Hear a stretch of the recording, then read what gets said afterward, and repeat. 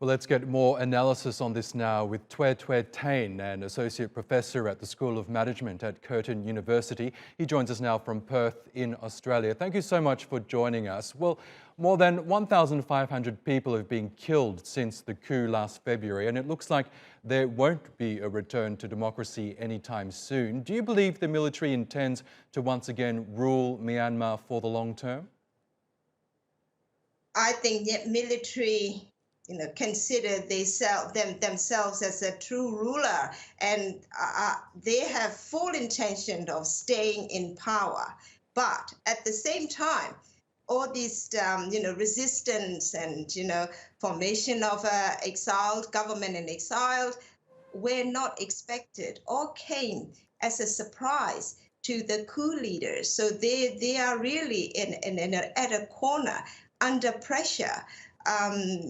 Just fighting their corner. So we have to get this resolved and, get to some sort of a dialogue, negotiation. Otherwise, this sort of violence continues and the people of Myanmar are suffering severely. As we heard from Claire's package there, the international community has been accused of sitting and watching as Myanmar slides deeper into crisis and possibly war. Do you agree with that? And why do you think there hasn't been more intervention by the international community?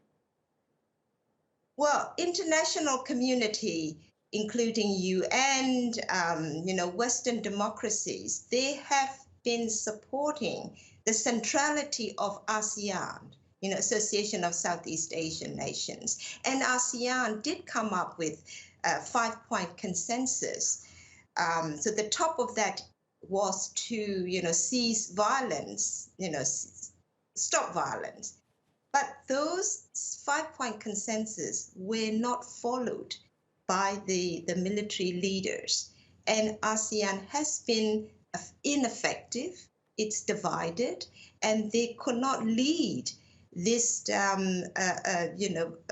endeavor to resolve Myanmar crisis. So it's time now to find new solutions or new bodies. So this ASEAN centrality is not working. So Western democracies, UN, put more pressure on the ASEAN to be more effective, to be more forceful. And there was a lot of hope when the former pro-democracy leader Aung San Suu Kyi was released from her long-time detention. She then effectively started running the country in February 2016. But what went wrong with her leadership? Because she did, by the end of her term, really face a lot of criticism, not only from within Myanmar, but from international observers as well. Well, that criticism's a bit harsh, I think. Look, NLD, since it took power, this 5 years in the office, the main impediment was the power sharing with the military.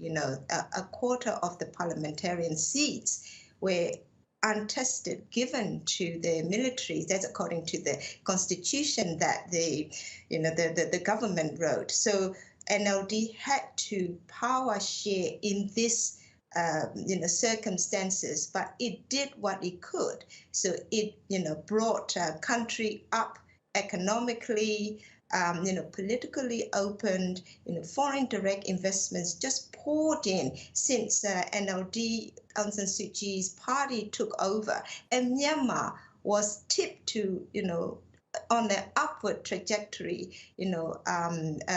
attracting both Asian and Western investors, and really a last frontier for, investment destination to grow. And all that came crashing down when the military took over.